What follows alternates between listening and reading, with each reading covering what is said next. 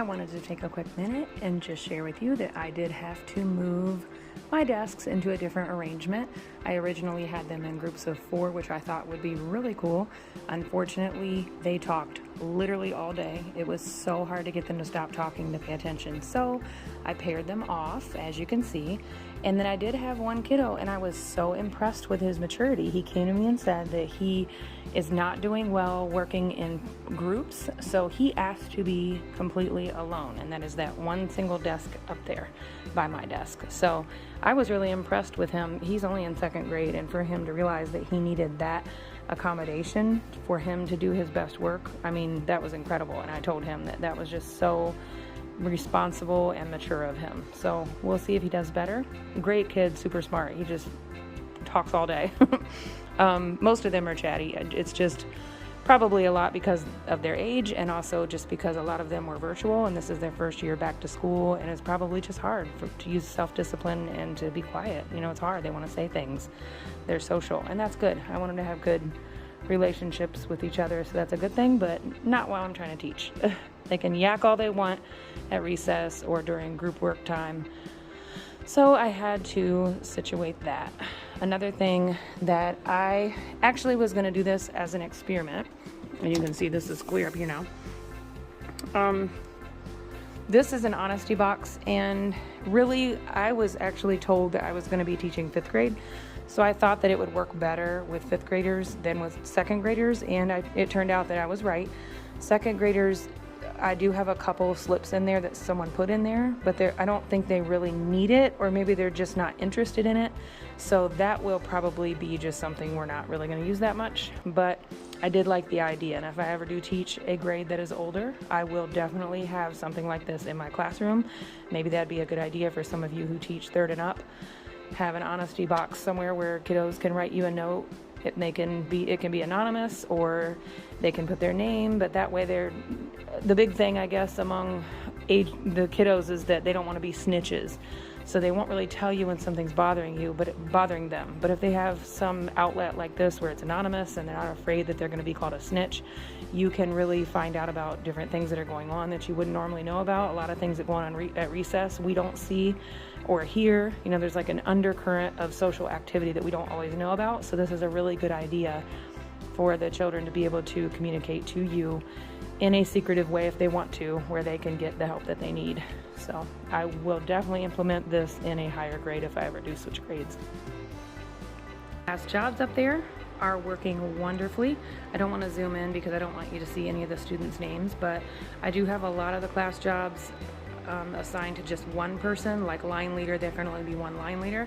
But then there's other jobs like librarian, where 2 kiddos can work together to keep the library clean. They love their jobs. I mean, they take them so seriously. And I think that is just an awesome way for them to be responsible for their workspace. They have done really well. They've been doing it. This is just the first 2 weeks of school, and they have been doing an incredible job. Anytime I'm like, hey, where's my sanitizer supervisor?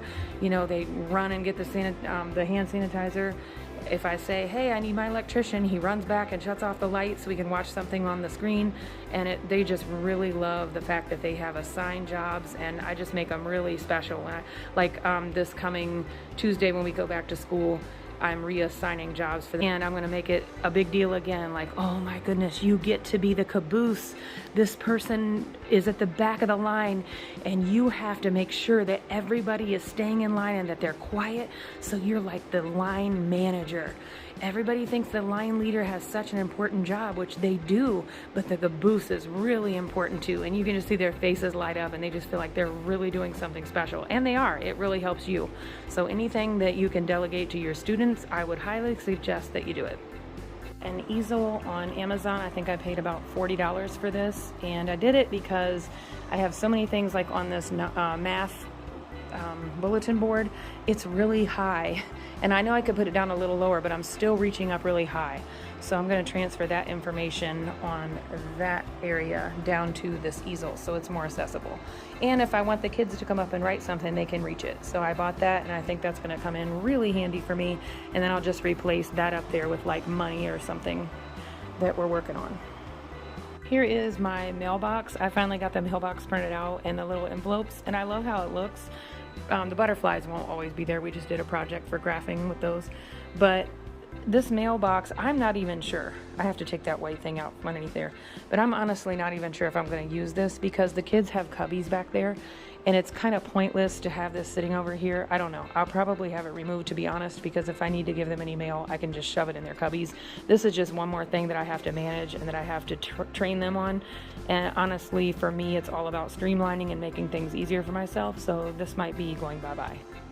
So I don't know if you can see this, but that is the lunch choice clip chart. So the clips are hanging to the right. They're the colorful clips on the edge of the cubbies. This actually works wonderfully. I just attached the lunch choice laminated papers to a ribbon and hot glued them so they just hang there, and then there's enough room where they can pull the lunch choice thing out to be able to clip their clipper. And this works wonderful. They're already in the habit of doing this every single day. I don't have to nag them, and I can just get a quick lunch count so that they can continue working on their morning work without me having to go through each kid and ask, do you need lunch or whatever. It just takes forever. I have sat in classes where the teachers do this, and it's literally like a 10 to 15 minute process sometimes. Just getting the kids to answer you, getting their attention, going through the list. This just saves so much time. So that really is working well for me. Don't mind the mess. I am in here working over Labor Day weekend to try to organize my room a little better. That little cart right there is extremely useful. So what I do is just print out all of my work for the week. You can actually do 2 or 3 weeks at a time, just put them each in a folder to organize them. But I throw in all of my lesson plans, my copies that I've made, my packets that they need to have, any kind of books that I'm reading aloud, anything. I just shove it right in there for the correlating day, and then I can just pull it out and have it all right there in front of me. It's a really nice way to keep it organized. And I also have a sub plan one at the bottom, so that's where I keep extra work available for subs, and that's where I put my sub folder for the instructions for if I need someone to come in and cover for me. Yep, that cart works out great. I got it at Amazon. I don't know, I paid maybe 40 bucks, but it's definitely worth it. Back here in this little take a break area, I bought a little basket. Somebody ripped off the calm down picture in the front already, as you can see. I do have a couple kiddos who have some emotional, they need to learn how to control their emotions. So that got ripped off in anger. I'll have to glue that back on if I can even find it. But also I've noticed the fidget toys, like these types of things, they're okay. But do not buy like mochis. I had a couple mochis in here. They were destroyed within the first day because they tear them apart or they just get super dirty. I definitely would not recommend those. But the ones I have in here are pretty good. Those little pole bands and things like that that really can't be broken easily. That's a good idea. And like a ball they can squeeze. And just little fidgets. Oh, let me get that trash out of there.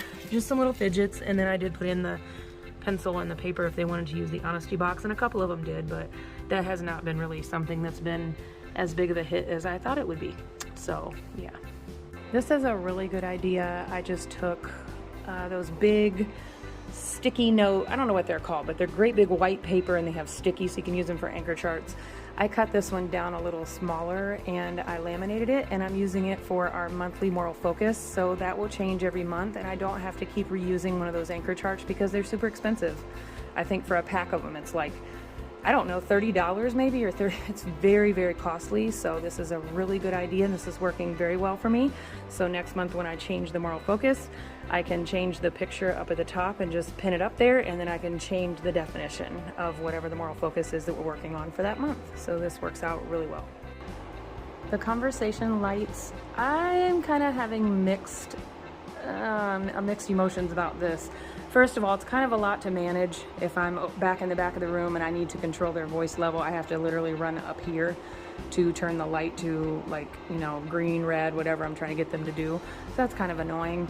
Secondly, I don't think they really pay. There's only been a few kiddos that have said, what color are we on for our noise level? Only a few have really paid attention to it. Maybe I need to talk about it more, make a bigger deal out of it. Not really sure. So this one is still, I'm still deciding whether I'm going to keep this procedure or not. But it did work the first week, but after that they really don't pay attention to it. But you can change it, like if you want to say, okay, you guys can have the green light to talk because we're doing group work or whatever.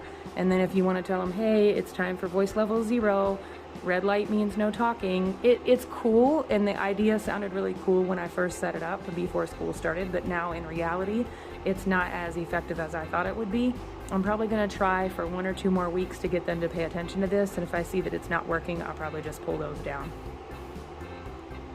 This doorbell, I use it for transition time, so like they're doing their morning work and I want them to move to the carpet, I play that, and I would say it's pretty effective. There are still a few kiddos who are not used to the routine of this, but a lot of them hear it and they're like, oh, time to put up our morning work, time to walk over to the carpet, and then when we're done at the carpet and I hit it again, then they know it's time to get ready for ELA. So they are getting this. So there you have it, guys. Those are the ideas of the things that work for me and the things that do not.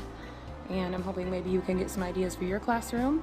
And please share below some things that work for you. Maybe I can add them to mine.